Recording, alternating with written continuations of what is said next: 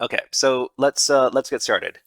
So this is a guided walkthrough for the Diff3r3ntS3c challenge from the VulNyx.com website, and let's get started. So the first thing we like to do when we do these CTF hacking boxes is we like to run an Nmap scan. So the Nmap scan is going to be, let's see, like this, and Nmap is a program which tells us which open ports are available on a particular server, and we need to include the IP address of the server in this case. So we're going to run Nmap with the very verbose mode, which means that which means we're going to get output before the scan is over. We're going to run it against all ports with this argument over here. We're going to run it with 4 threads, meaning that it runs very fast but not too fast with this argument here. We're going to run it with common scripts against whatever we find with this argument here, and with versioning information with this argument over here. So let's run the scan. Okay, so what did we find in the Nmap scan? So in the Nmap scan, we find that there's only one port. There's only one port available. It's port 80. It is running the HTTP service, and that means web pages. So there's a web page running out there, and it's running Apache software, version 2.4.57. Okay, so what can we do with that? The HTTP title over here is called Diff3r3ntS3c. And what are we going to do with this? Well, we can always manually investigate the page. So we're just going to go over to our web browser, and then we're going to go to HTTP 10.0.2.89. And we see this website over here. It's called Diff3r3ntS3c, fortifying your digital infrastructure through cutting-edge offensive security strategies. Okay, great. Let's see if we can make this a little bigger. And we're going to navigate all the way down the page, and we're going to see that there's this form over here. It says "Get in touch." Interested in joining our team at Diff3r3ntS3c? We would love to hear from you. Please provide your name, phone number, and attach your CV below. So they're letting you attach files to this form over here and upload them. So first of all, we want to figure out if these are being uploaded to a specific directory. And what we're going to do is we're going to get out of here, and we're going to try using, let's say, Derb. So Derb is a very simple web app security fuzzer, and it fuzzes for endpoints on any given web server. So Derb is very easy to use because the syntax for using the command is just this. It's just the word Derb and then HTTP and the IP address or the domain over here. Okay, so let's run the Derb command over here to try to figure out if there are particular endpoints on the target. And we're going to see that there is assets, there's images, and there's an upload directory on the target.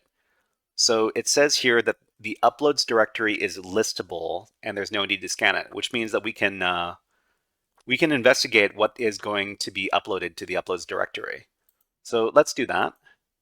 In another tab, let's go over to the uploads directory. 10.289 uploads. Okay, so there's nothing in the uploads directory right now, so let's try uploading something to it.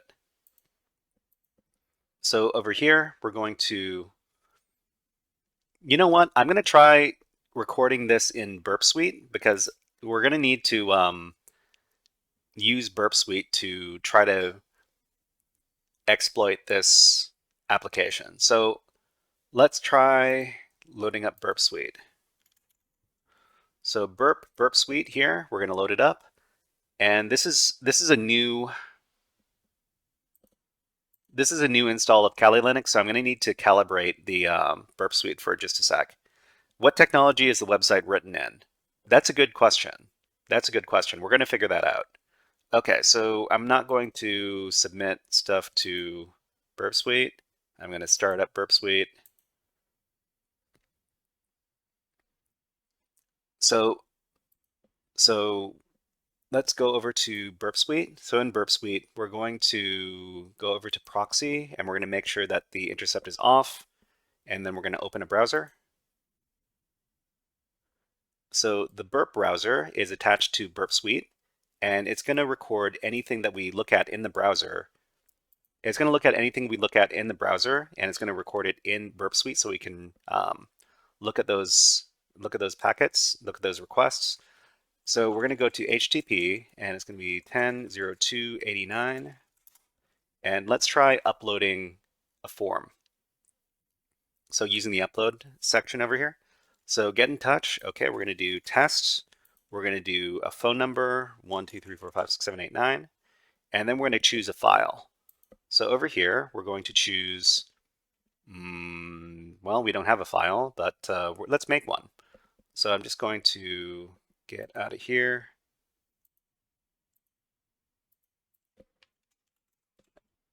Let's see, we're going to echo,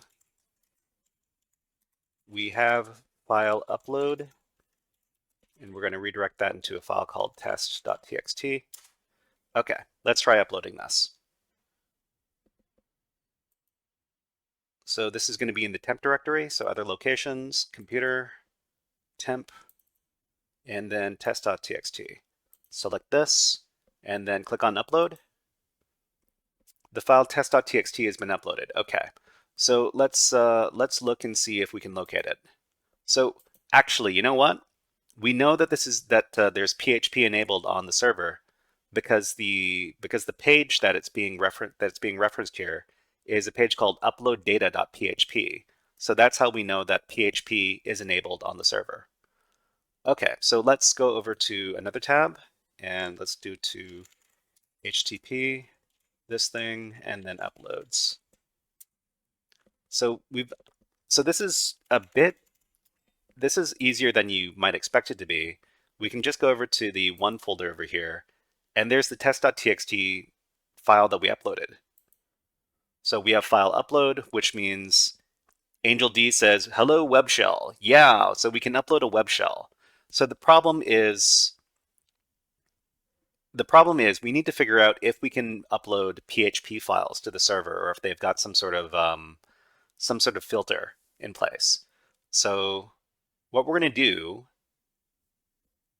is we're going to minimize our browser, and then we're going to go to Burp Suite, and in Burp Suite we're going to go to HTTP history, and then go over to the post request. So the post request over here is what uploads the file. So we're going to click on it, and oh, you know what? Just to be a hacker, I'm going to turn on dark mode. So let's find dark mode. So appearance dark, we're going to set this up, and then we're going to, okay, so we're going to take this post HTTP request, and we're going to send this to the repeater. So right click on it, and then select send to repeater over here. After that, click on the repeater, and then we're going to see that there's the HTTP request and there's the HTTP response.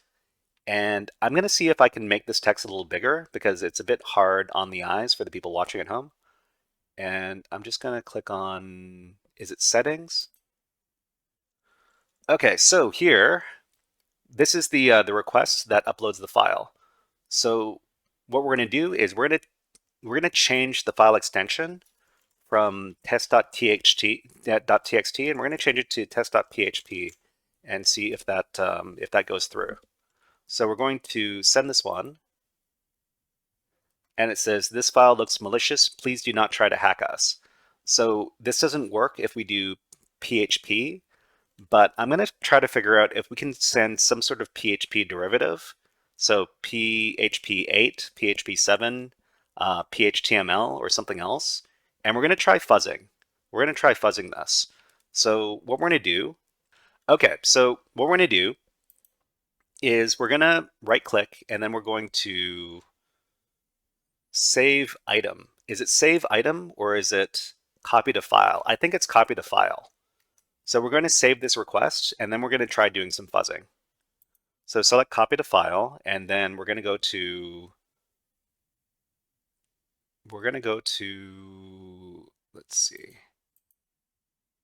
we're going to temp, and inside the temp directory, we're just going to call this request.txt. Save this. And then we're going to use ffuf, cat request.txt. Okay, so this is all the information that we're going to be using with ffuf in order to fuzz the web application and figure out which file extensions are allowed. So first of all, what I need to do is I need to edit this. So I'm just going to edit it using nano. So, whoops, this is nano. We're going to edit request.txt. And we're going to make sure that the file name is going to be test.fuzz. So this is the parameter that's going to be fuzzed when we fuzz it with ffuf. We're going to save this file. And then we're going to create a list of file extensions. So maybe let me try asking ChatGPT. I don't think I've got... Let's try Gemini or Claude AI. Claude.ai. Let's see if we can use this without being logged in. Like I said, this is a new installation of Kali Linux, so I'm going to have to relog into everything. Open AI. So let me, hey, you can chat with ChatGPT without being logged in. Awesome. Huh. Okay, let's please provide a list of PHP like file extensions. Put one on each line and do not prepend a dot to the extensions. Okay. Okay, so we've got our list of PHP-like file extensions. So I'm just going to copy all these. And then I'm going to create another file out of these. So we're going to nano, we're just going to call this extensions.txt, and paste in our PHP-like file extensions. Okay. And then we're going to save this. And then we're going to use ffuf. So from my notes, this is what we want to do. So over here, we're going to run ffuf to fuzz for which file extensions work. We're going to be using a file to supply all of the the request parameters in this file called request.txt. We're going to send this as a post request. We're going to give the word list extensions.txt, and that's going to contain the fuzz. And we're going to use this particular argument right here to make sure that this works with HTTP, because ffuf doesn't like using the request file unless it's using HTTPS, and you have to force it to use HTTP by using this particular argument right here. So when we run this, we're going to see that we've got status 200 for most of these, except for, we get status 200 for all of them. The size is different.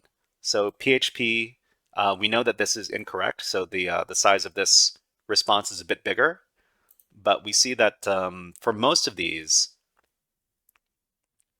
the size is size 36.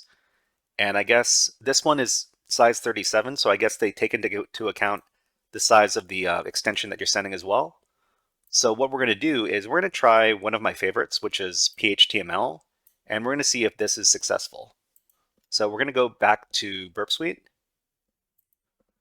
and over here, so test.php, we're going to send test.phtml and send this and see if it works. So it says response is 200 OK. The file test.phtml has been uploaded. So we can't use PHP, but we can use a similar file extension, PHTML, and that's how we're going to get our reverse shell. So I'm just going to create a reverse shell.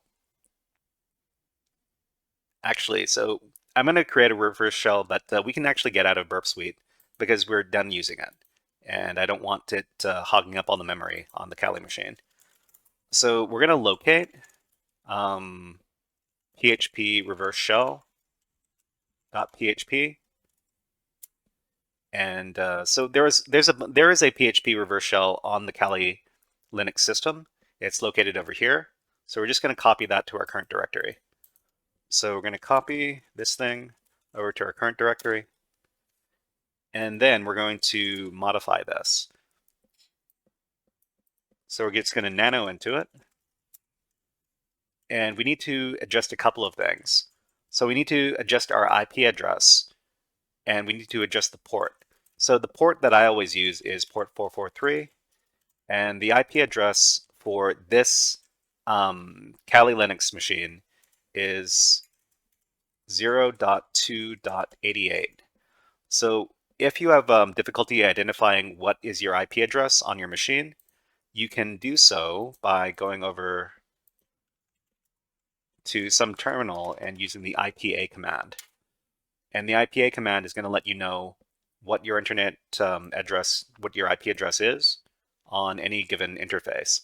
So for ETH0, it is this one, and for another interface, we don't have it. Interesting.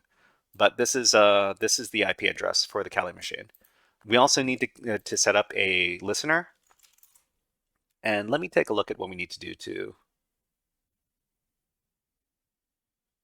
Okay, so I'm going to make a bash shell because I want to upgrade my my reverse shell fully, and we can't upgrade our reverse shell fully while we're using ZSH, which is the standard Kali Linux shell.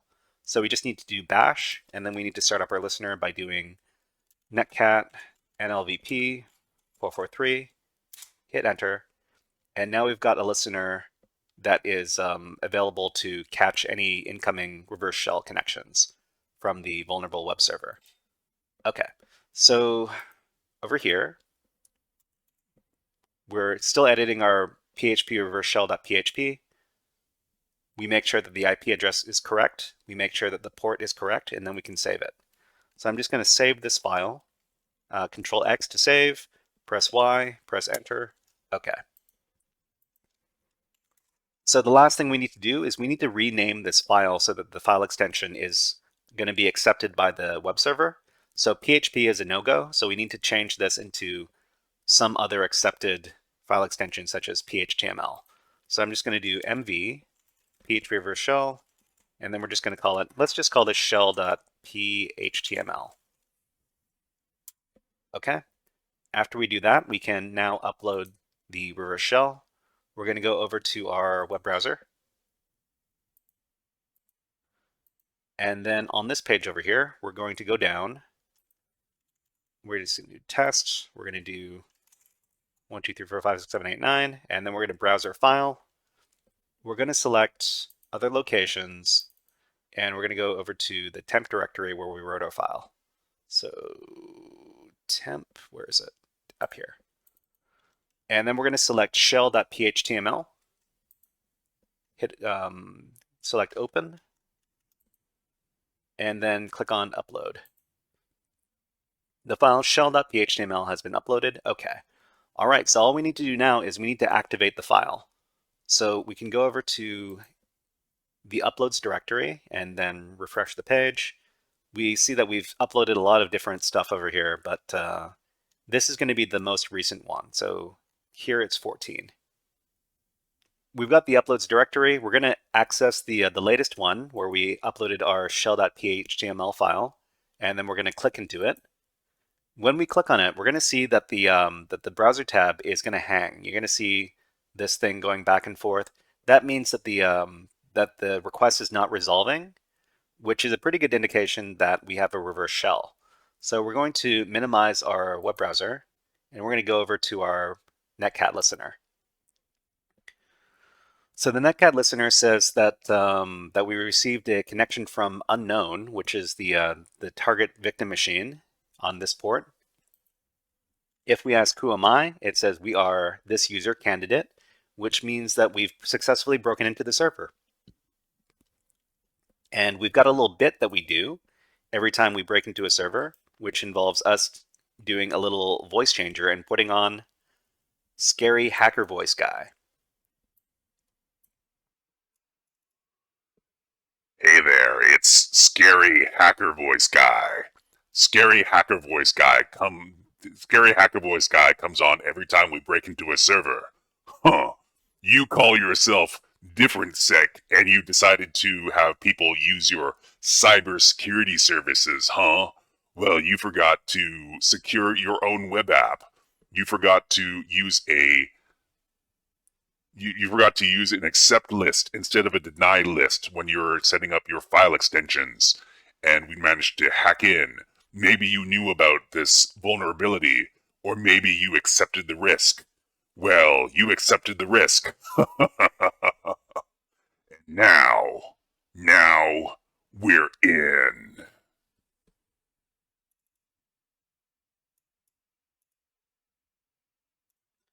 All right, so that was scary hacker voice guy. He's around on the weekends. Sometimes he shows up from time to time whenever we break into servers. But we're so in, yeah, right. Anyways, let's fully upgrade our shell. So I actually, for a long time, I didn't want to learn about how to fully upgrade our netcat shells because I thought it was a bit. I had a hard time learning how to do it. But this is what you do. You make sure that you're using a bash shell, and then after you've established your reverse shell connection, you have to upgrade your shell partially using using Python or using some other method. I think on this box, there's no Python.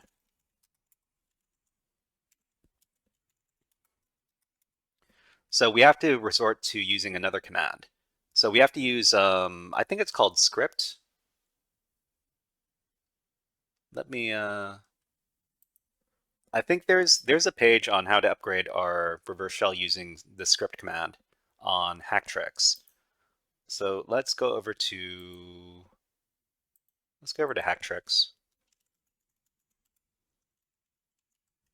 So it's going to be book.hacktricks.xyz.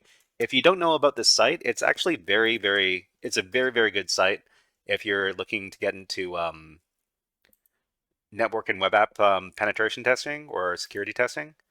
And what we want to do is we want to look at generic hacking reverse shells over here. So there's a section called full TTYs, and we're looking for script over here. So there's no Python, so we can't partially upgrade our shell using Python. So we're going to have to use script. So it's going to be script, this command right here. Okay, so let's go back. And this is the script command we're going to be using to partially upgrade our shell. So after that, we see that we have a prompt, and we're going to fully upgrade our shell by doing the following. So it's going to be Control-Z to background our shell here. Then we're going to do the stty command -a to get a bunch of different settings. So we need to know how many rows and columns our current terminal is using. So this might be different for you, but you use these numbers. So it's rows, whatever numbers are here, and columns, whatever numbers are here. We're going to be using this later. So the next thing we do is we do stty raw minus echo, and then we do fg, and then hit enter. We're not going to see the output, but we do it anyways. After that, we're going to export shell equals bash, export term equals xterm 256 color, and then we're going to do stty rows, this number of rows, and then columns, this number of columns. Then hit enter, and then reset. Okay, so after we do that, now we can do tab autocomplete, and now we can do terminal history with the up and down keys, and we can also do back and forth with our arrow keys without messing up the terminal. And we can do terminal text editors, so I can do nano, and we can, yeah, so we have a fully functional shell now. Great. So what are we going to do? So the first thing I like to do is figure out if we can run sudo commands as our current user. Yes, Angel D says we can also do Control C without breaking the shell. So we can do Control C and we don't break our shell, which means we can quit out of programs or other processes without screwing up a reverse shell. So it's great. And to anybody who is intimidated by learning the steps, you got to learn the steps if you want to do the thing. So what are we doing? So we're going to do sudo L to figure out if we can run any commands with higher privileges, but there's no sudo present on this particular system, so that's a no-go. Another thing we can do is we can figure out if there are any cron jobs on the system by using this command right here, cat etc cron tab, and this is going to tell us if there are any processes that are run on a scheduled basis. So according to the cron tab here, the root user is running bin sh, and they're running this particular script. So home candidate.scripts make backup.sh. They're running it on a very, very frequent basis. So it's every minute, every hour, every day, every week, something. So that's what these stars mean over here. So if we're able to modify or somehow get in the way of this particular script, then we can elevate our privileges because root is running the script on a very, very frequent basis. So how do we figure this out? So we're just going to grab this particular file and we're going to find out more about it by using the ls command.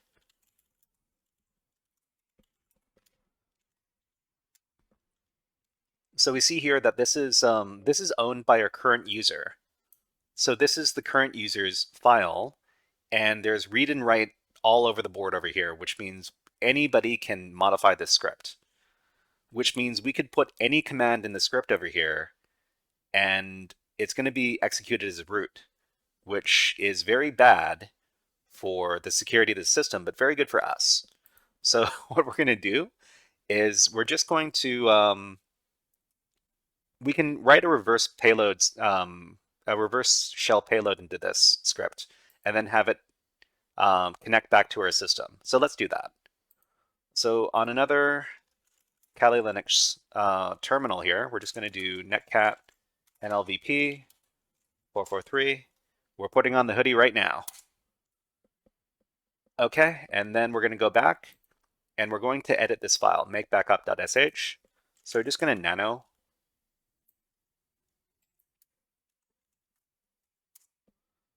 Okay, so we're going to, okay, to be stealthy, we're not going to delete everything here. We're just going to add something else to the script. So down at the bottom of the script, we're just going to tack on something. And we're just going to use a reverse shell command. And we're just going to create a reverse shell command from one of my favorite new websites. It's called revshells.com. revshells.com. And from here, you can create a reverse shell command that is custom to whatever environment that you're using. So I'm going to say port 443, and I'm going to specify my IP address. It's going to be 0, it's going to be 2, it's going to be 88. And then I get to specify which OS to use. So just from here, we're going to specify Linux. And I really like this, what is it called? It's called BusyBox here.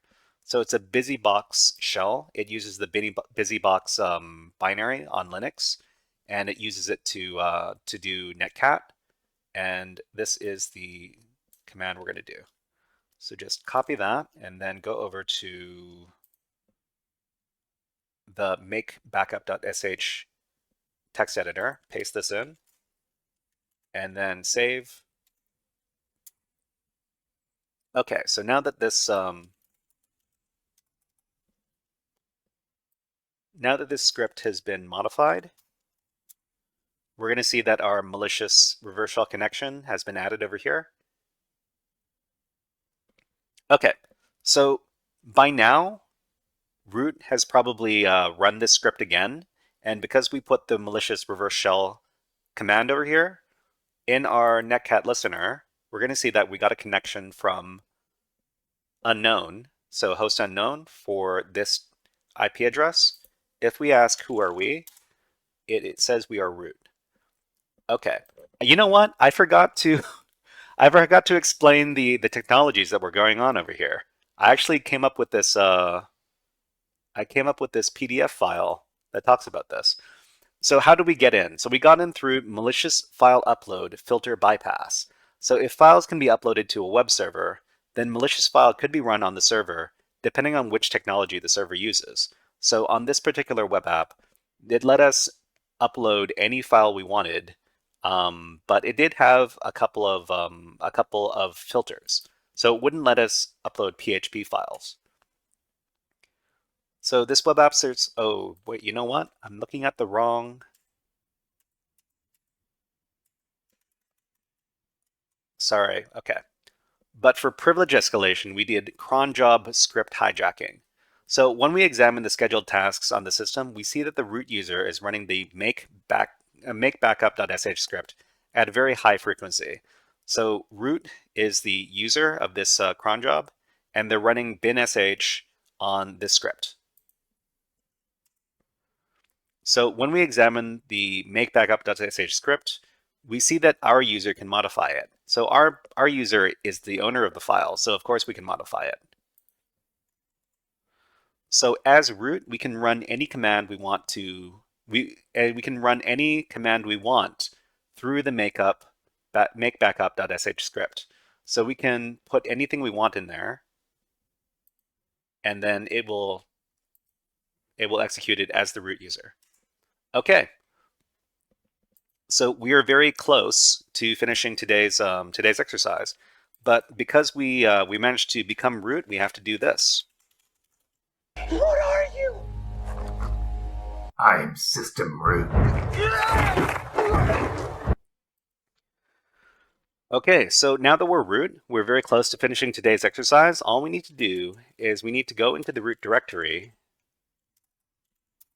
and we need to read this root.txt file. But we're not going to read the root.txt file in the traditional way because the organizers at the VulNyx.com website have requested that people who are doing walkthroughs and write-ups and live streams of their machines not reveal the flag contents. So what we're going to do is we're going to cat root.txt, but redirect that into a file called iReadRoot.txt. So after that, we see that we created these two files. We're going to further prove that these files are the same by using the MD5 sum program on them. And we're going to see that these two files have the same file hash, which essentially means we were able to access the root.txt file and write this file, which has the same contents, which means we read root.txt, and we've finished this challenge. All right, so that was a guided walkthrough for the Diff3r3ntS3c challenge from the VulNyx platform. If you enjoyed this guided walkthrough, please click on like and subscribe on the video and leave a comment in the comments. But until next time, HackerFrogs out.